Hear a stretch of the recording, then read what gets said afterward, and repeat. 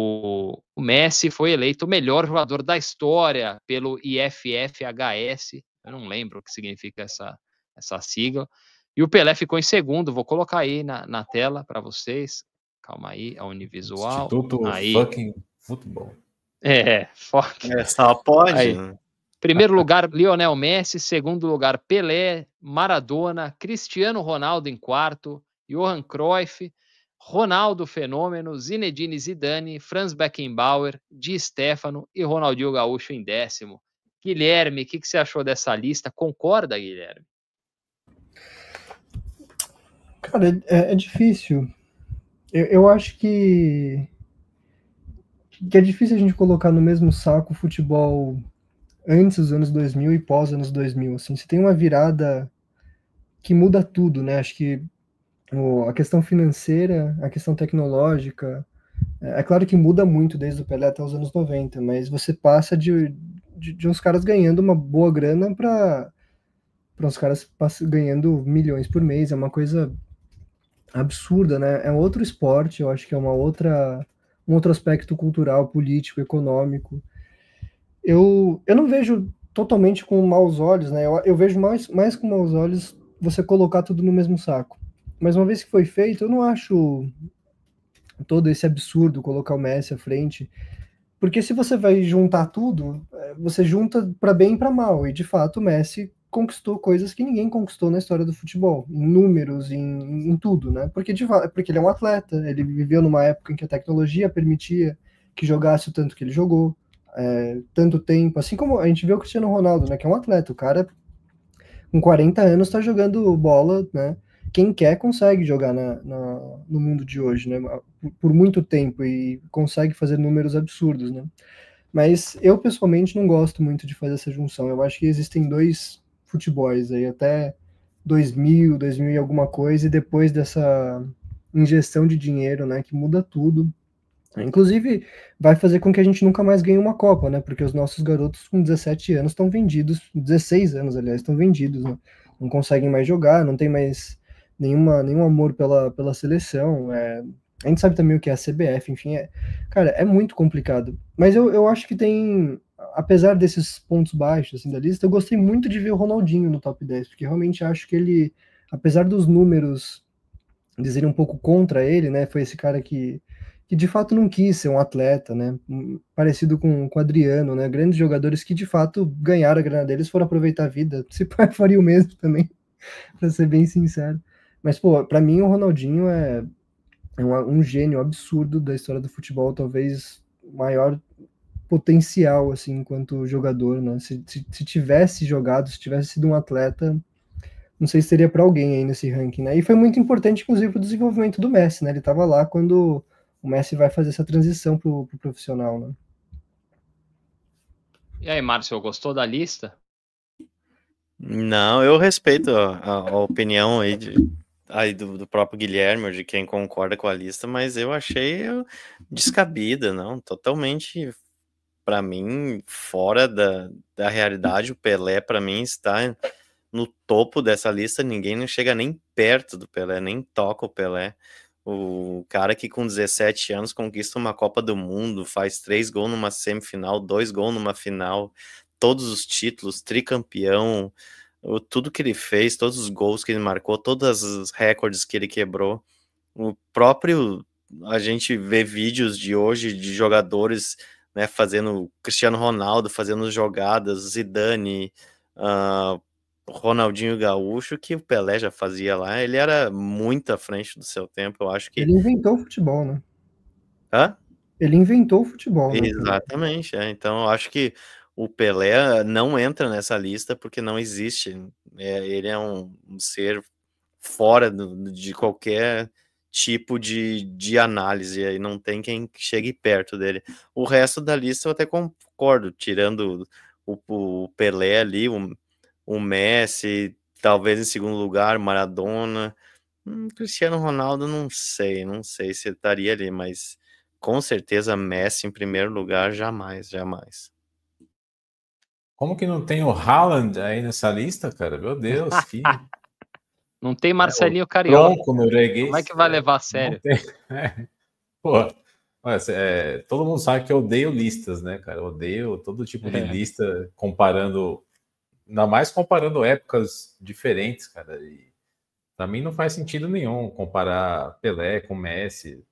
É outro esporte, né? É outra época, como o Guilherme falou, né? É totalmente outro contexto, né? A época que eles jogaram, Pelé, Maradona, era uma época que tinha muito mais espaço para o talento individual aparecer ali, né?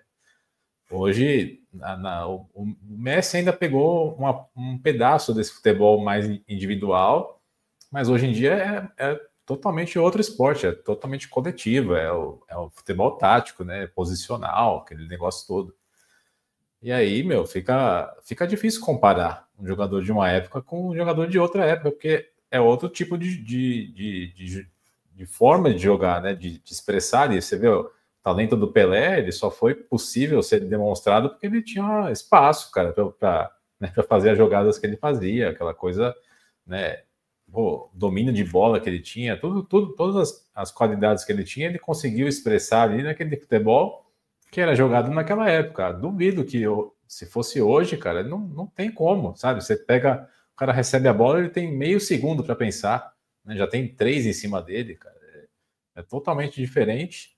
Mas eu acho que dentro das suas épocas, né? Eu faria por épocas essa lista, né? A época do Pelé, quem foi melhor? Aí tá, lógico, né? O Pelé, aí, Messi na época dele, até acho que é discutível. Tem ali o Cristiano Ronaldo, mas eu acho que ainda o Messi melhor. Eu colocaria o Messi como melhor da geração dele, né? E Ronaldo, melhor da geração dele.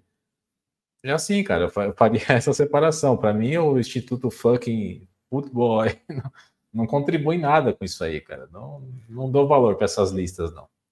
Guilherme mandou aqui para mim The International Federation of Football History and Statistics. Aí, maravilha. Não, que nome comprido.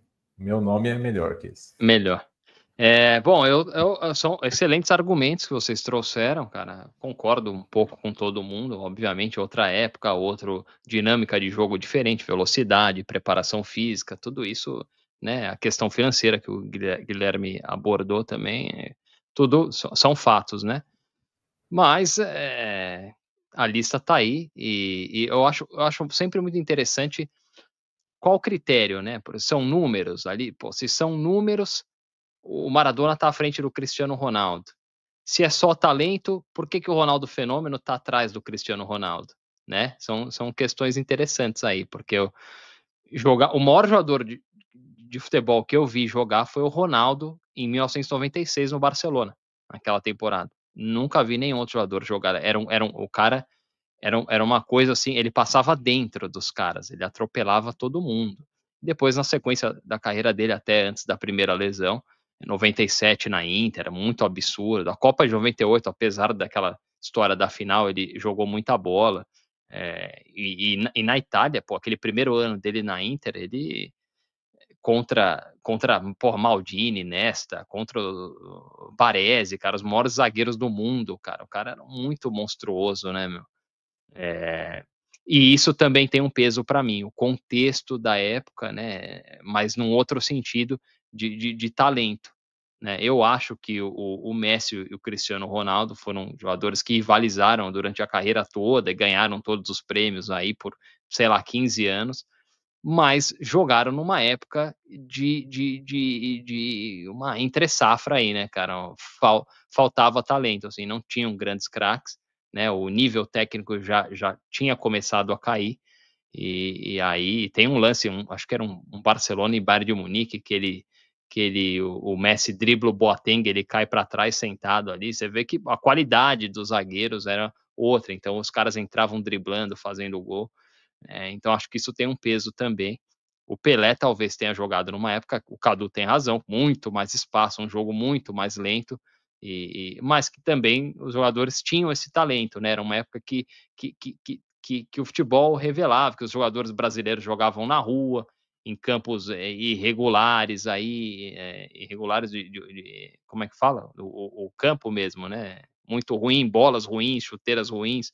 Então o cara acabava desenvolvendo uma capacidade de domínio de bola muito mais apurada, né? Hoje Hoje não, hoje as categorias de base têm toda a estrutura, mesmo os clubes brasileiros têm muita estrutura, as grandes cidades, Rio de Janeiro, São Paulo, já não tem campos de várzea, não tem espaço para o jogo ser desenvolvido dessa forma. Então, a gente vê, o Brasil não tem os dois maiores meios, os três grandes meios do futebol brasileiro, 2 são estrangeiros, o Arrascaeta e o Rodrigo Garro, né? Que se fossem brasileiros, talvez fossem convocados e nas suas seleções são irrelevantes, o Garro nunca foi. Então, é um outro momento, mas enfim, acho a lista, e eu tô com o Márcio 100%, qualquer lista que fizerem jogando todo mundo aí, de todas as épocas, o Pelé tem que, talvez nem tá na lista, como o Márcio falou. Concordo. Muito legal. Boa. O Enio falando aqui, Ronaldinho em 10º é exagero, Romário, Garrincha ganhou 62 como protagonista e até o Neymar foram melhores. Aí você seria cancelado, hein, Enio? Peraí. Depois de criticar os pets aí na última live, agora ele põe Neymar à frente de Ronaldinho Gaúcho, porra. Aí não, né? O Henrique V, aí, nosso rei. Ronaldinho é o canto do cisne desse futebol old school. O Ronaldinho era talento puro, né, cara? A magia do futebol foi impressionante. O Ronaldinho no Paris Saint-Germain e no Barcelona. Marco Aurélio falando, concordo com o Guilherme em relação ao Ronaldinho. Na minha opinião, ele é até maior que o Fenômeno. Acho que vocês são millennials, cara? De que ano que vocês são? Eu sou de 96. O Marco, ele é o último dos millennials. Ele não é um millennial, Young millennial. Mas eu acho o Fenômeno inacreditável também. É que eu acho o Ronaldinho... Eles são jogadores diferentes, né? Mas eu gosto muito. São diferentes, posições diferentes. Não sei nem se eu conseguiria comparar, assim, mas eu acho o Ronaldinho... Para você com 10 anos, o Ronaldinho estava ganhando a Champions League com... Você nunca viu o Brasil ser campeão do mundo, praticamente? Eu tinha 6 anos em 2002, né? Muito pequeno. 5, aliás, em julho. Você tem uma percepção totalmente diferente da nossa. O Ronaldo Fenômeno foi o grande jogador do nosso tempo, né? A gente ainda era muito pequeno para o Romário, né? A gente viu o Romário já numa fase mais madura, aquele Romário explosivo do Vasco da Gama, do PSV e até um pouco do Barcelona. A gente era muito pequeno. E o grande jogador do nosso tempo foi o Ronaldo Fenômeno, que foi um jogador também para além das 4 linhas, né? O Ronaldo Fenômeno é o Michael Jordan do futebol, né? Ele mudou a questão do marketing esportivo, ele foi um jogador muito midiático, que outros jogadores antes dele não ele foi o primeiro, né? E ele mudou o futebol nesse sentido. Ele foi o primeiro jogador de futebol com um contrato vitalício com a Nike, né? Como o primeiro jogador foi o Michael Jordan, o primeiro atleta. Então, tem esse ponto aí. O Ronaldo, a gente tinha muitas imagens dele e tal. Foi o primeiro jogador que virou essa chave aí. Tem isso também. A o Enio falando que o Pelé era um jogador de 2025 jogando na década de 60. Muito absurda a disparidade com os demais. Fisicamente, o Pelé já era um atleta, né? Mesmo com as limitações tecnológicas e da medicina da época, ele era um atleta mesmo. Ficava depois do treino. Tem aqueles vídeos bem antigos dele fazendo abdominal. Imagina que fazer abdominal. Os caras, fumavam e bebiam no vestiário, né, cara? E muita gente fala da diferença, né, da velocidade do jogo e tal, mas coloca os jogadores de hoje para jogar nas condições da época do Pelé, né, com aquela bola, com aquele campos, né? Mas não é fácil não. A bola era um chumbo, cara. Então.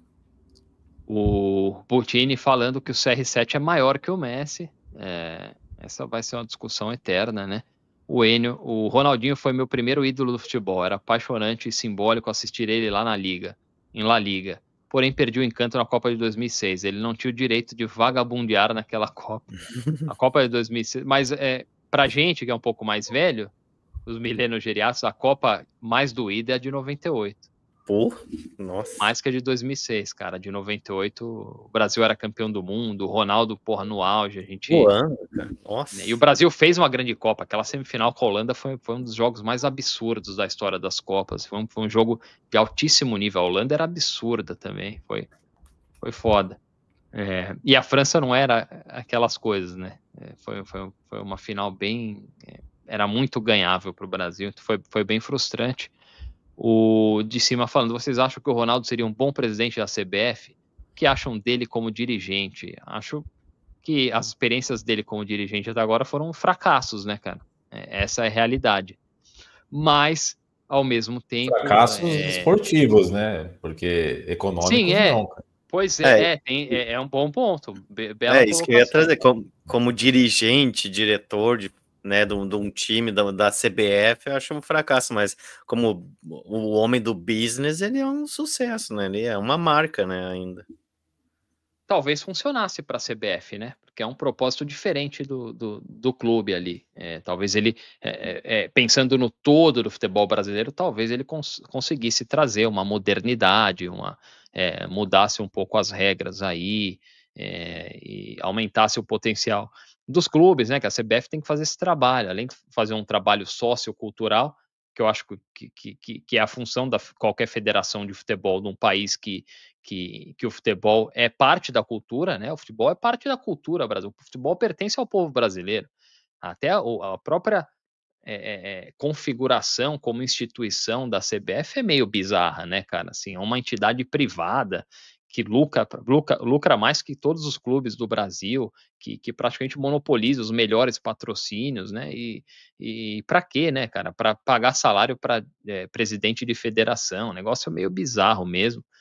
E agora vai ser o cara, eu fiz um vídeo aí até no canal, o Samir Chaud, que é presidente da Federação de Roraima, né? O pai dele foi presidente 40 anos, cara, da federação e deixou de herança a federação lá para ele. Agora ele vai ser o presidente da CBF, sem experiência nenhuma, sem relevância, sem nada, né? Sem nenhuma credencial para ocupar esse cargo, que é uma das cadeiras mais poderosas do país, né? Que tem muita influência. Então, é um feudo, né, cara, desses caras aí. Realmente vai. A gente pensa, pô, tá trocando de mão. Não tá, cara. Tipo, tudo a mesma coisa. Ainda tem Ricardo Teixeira, esses caras ainda existem nos bastidores. É bem bizarro mesmo.